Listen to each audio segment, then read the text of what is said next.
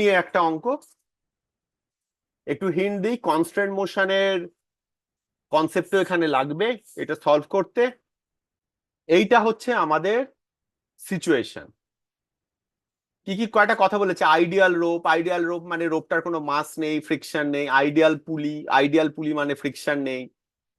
প্রথমে ইনিশিয়ালি রেস্টে ছিল, ছেড়ে দেবার পর বক্সের বিটা মানে এই ক্যাপিটাল এমটা নিচের দিকে পড়ছে। ক্যাপিটাল এম নিচের দিকে পড়ছে মানে ডেফিনেটলি আমি বুঝতে পারছি ক্যাপিটাল এম স্মল এম এর থেকে নিশ্চয়ই বড়। এটা প্রথমেই মাথায় আমার এসে যাবে। নেক্সট, এবার ফ্রি বডি ডায়াগ্রাম আঁকি আমি, কনস্ট্যান্ট মোশনে পরে যাব। রূপম একটু এক্সট্রা কনফিউজ হয়ে গেছিল, ছবিটা বুঝতে পারিনি, নর্মাল রিয়াকশন নিয়ে চলে এসেছিল। এখানে গ্রাউন্ড নেই, কিন্তু আমি স্মল এম এ রাখছি উইথ রেসপেক্ট টু ওপরের পুলিটা, এমজি নিচের দিকে, টেনশন ওপরের দিকে, অ্যাক্সিলারেশন A1 ধরছি ওপরের দিকে। বি যদি নিচে নামে, এ কে ডেফিনেটলি ওপরে উঠতে হবে, তাই A1টা ওপরের দিকে। আর কিছু নেই। আমি ইকুয়েশন যদি লিখি, T minus m g is equal to m A1, first equation. Next, অন্যটা একটা কথা বলি এবারে, নিচের পুলি আর অবজেক্ট দুটো তো একসঙ্গে লাগানো, দুটো ফিক্স, তাই না? এই যে জিনিসটা এখানে আঁকা আছে, নিচের পুলি আর বি দুটো একসঙ্গে ফিক্স করা আছে।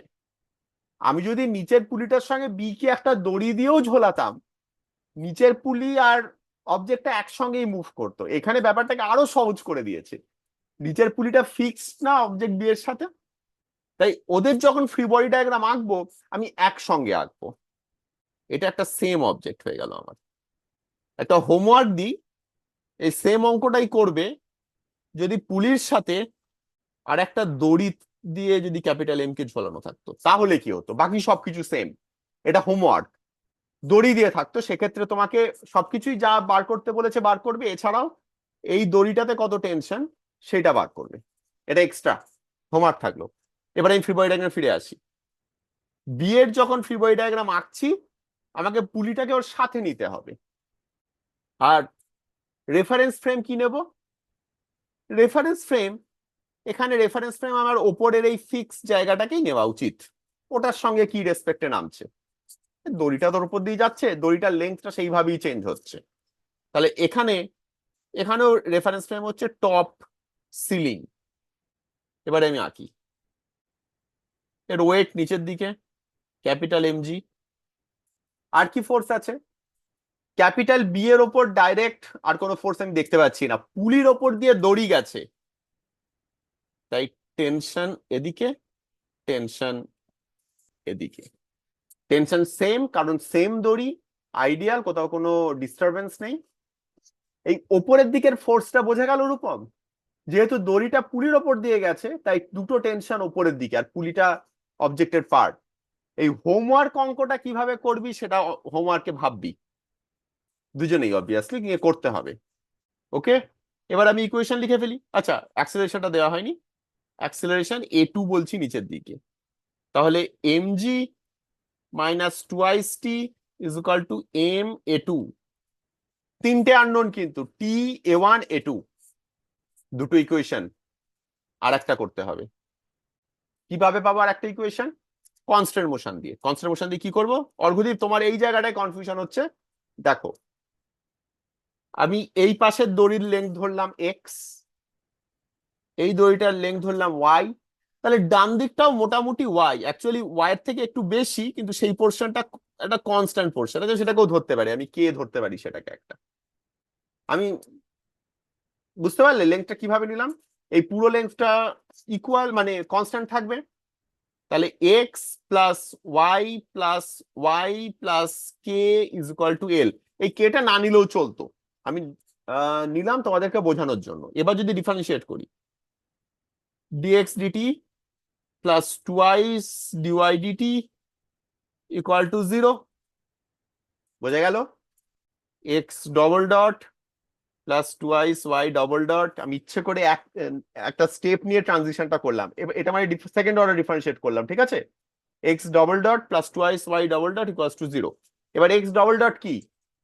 এক্স ডবল ডট হচ্ছে এই লেন্থটা কত অ্যাক্সিলারেশনে চেঞ্জ হচ্ছে, তারপরে basically a1 plus twice y double dot.